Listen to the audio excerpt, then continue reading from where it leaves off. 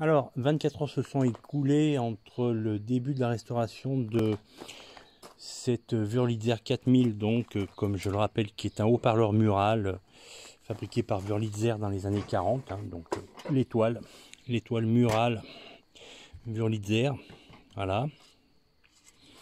Ah, et donc, j'ai acheté cette étoile à Rosmalen, au salon qui se tient tous les 6 mois aux Pays-Bas. Malheureusement, il a été annulé là au mois de mai pour cause de confinement.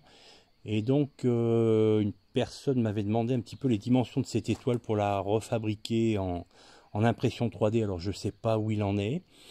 Mais comme j'avais démonté cette étoile pour lui donner les dimensions, j'en ai profité pour faire des travaux dessus. Alors, quand je l'ai acheté,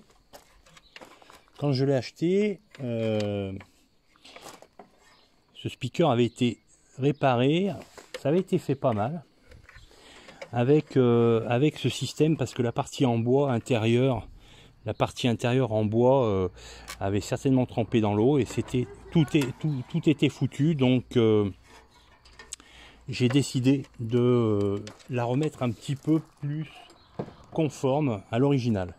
Donc hier, on a créé un fichier de découpe pour pouvoir intégrer à nouveau un haut-parleur tel qu'il était fixé à l'origine.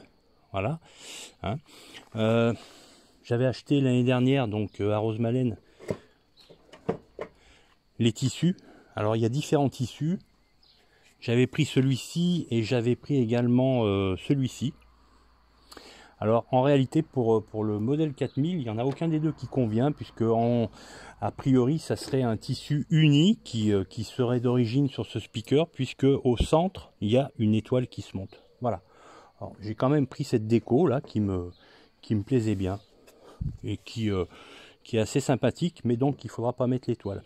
Alors hier donc on a fabriqué cette pièce, voilà, qui s'adapte parfaitement. On a fait les perçages pour pouvoir la fixer, et puis il fallait faire le camembert qui va au centre. Alors je n'ai pas filmé toutes les étapes de fabrication. Toujours est-il que donc j'ai réussi à fabriquer ce camembert en bois, que j'ai renforcé ici avec une rondelle. Et puis j'ai pas fait exactement comme à l'origine pour la fixation, c'est-à-dire que j'ai refait une autre rondelle de bois de ce côté. J'ai fait une deuxième rondelle de bois ici, et qui me permettra donc de fixer au mur le haut-parleur. Donc tout ça, eh bien, ça va venir se monter comme ça. Voilà. Et puis ensuite, eh bien, il restera donc à récupérer l'éclairage du précédent boîtier pour pouvoir le mettre là autour, puisque ce haut-parleur mural s'éclaire. À bientôt pour la prochaine vidéo.